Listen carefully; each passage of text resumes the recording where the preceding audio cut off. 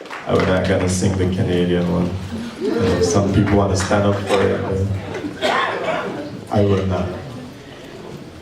We want to do a quick welcome from the GACN. And they have an event coming up, and he's going to speak to you about that again. So could you give Brother Kofi Yabo a big hand? Give him a big hand. Greetings. So, we have a really good vibe going right now.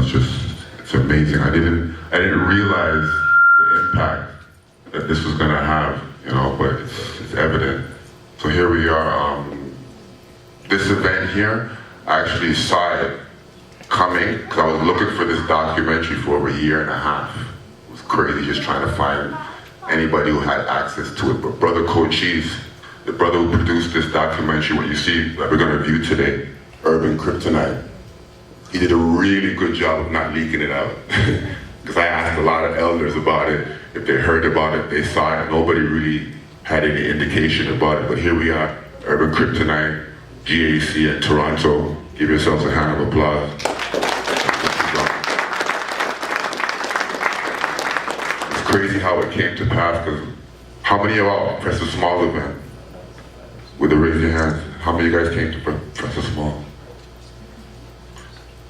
Okay, that's cool. We didn't have, okay, well yeah, that's cool. We had a sister, her name is Jessica, who came to the event, and what happened is she heard a message that we put out in regards to helping people organize, coordinate, marketing events, and she put a shout out to us, and that's what happened. So when she came to us, we said, well, definitely, and I remembered the Urban Kryptonite documentary that I talked about that we were looking for, and it just worked out hand in hand. So she came to us, she hooked us up, we hooked her up, we got on the promotion tips, so we just started to push the whole idea of just trying to promote it with her, and we helped her, and here it is. So it's amazing how it came to pass, but she came to our event, and that the rest is history. So this is where we are, Urban Kryptonite. Toronto, give yourselves a hand of applause, because I didn't know what was going to happen like this. So this is what it is. In regards to the issue in Urban Kryptonite, African people's health and the diaspora globally, it works hand in hand, because the GACN, which is an organization, well not really an organization, a network of organizations, people, black-owned businesses. We've been helping people market, promote their events, so this is what it came to be with this farmer's market. This concept came to us, and it was interesting because our number one priority within the GACN structure is health. And it worked hand in hand, so the ancestors are definitely guiding us on this one. So here it is, the farmer's market, the first ever Toronto Afro-Caribbean farmer's market. We're gonna set it straight on Sundays throughout the whole summer. I'm gonna give you more detailed information later on in the show, but it just goes hand in hand. So we have an opportunity to get that fresh produce, that, you know, non-GMO, et cetera, produce. So we're gonna have a whole host of different types of vendors from all across the city in Ontario. So I'll give you more information as we move forward. So Brother Sankofa, you ready? Yep. All right, let's get it going. Thank you very much. Give thanks. Hey, give it up for Baba.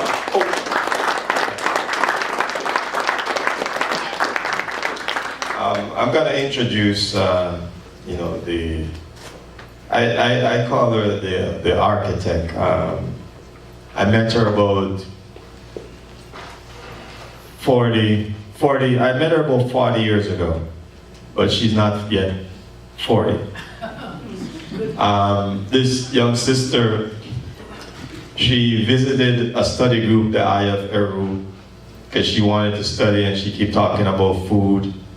I was eating fish, she called me some names, Kescapelalian or something like that. Don't correct me. No, please. I'm vexed, just everything you eat, just watching you. You're trying to eat but I'm high. You know, and you know, but it's good. It's good to have these people. It's like, suck over what you're eating now, what you're doing. But you could see her passion. And you could see a level of transformation in her being as she started to get in that vibration more and more. So one day I'm at Tropical Paradise, and I saw some family members next door me in Jamaica, and I was born in Prospect in Jamaica, Galchester. Someone don't know Galchester or Manchester if it's over. And they're like, do you know her? I'm like, she's in study group. And then, like, who are you? But we live next door, her whole family. Miss Dora West, who passed away many moons ago, Mas Joe West, Lavril, Joan, Jackie, all of them will grow up together. And so you realize that's why it's good that I didn't beat her up every day. Because I would have to explain to her father, Mr. Chesley, how this works. And it shows you that in life, sometimes that energy and that movement, this is family been with me but never physically know it. So she is a foodie. She is a blogger. But I can see her energy rising in this vibration. This planet thing is new for her. This idea of public speaking is new for her. But this idea of her passion around eating healthy is not new. It's older than time. So she called herself Raw Authentic because she was looking for her original name. So she is Raw Authentic Jess. Ladies and gentlemen, I want you to put your hands together for Miss Jessica Jones. Raw Authentic. Authentic. Yeah, you can do better than that.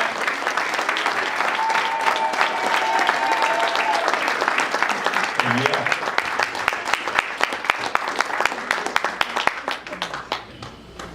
Thank you, Brother Sankova. Ooh. And I called you a pescatarian. Oh. Hello, everybody. Hello. How are we doing today? Good. Got some food, got some juice. Checked out the vendors. Okay.